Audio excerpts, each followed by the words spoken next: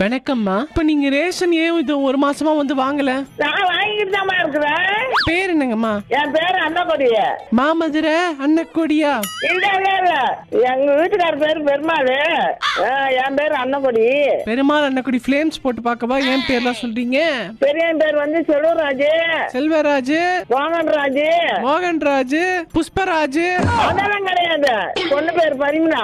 பரிமளா ராஜ்னு வச்சிருக்க வேண்டியதானே பிள்ளைக்கும்? நாளை பின்ன ரேஷன் வேணா நீங்க வந்து இப்போ ஒரு பாட்டு பாடினாதான் கொடுப்பாங்களாம். அம்மா, நீ என்னமா பேசிக்கிட்டு இருக்க? என் வயசு என்ன? நீ பேசுறது என்ன ஒரு மாதிரியா இருக்குது?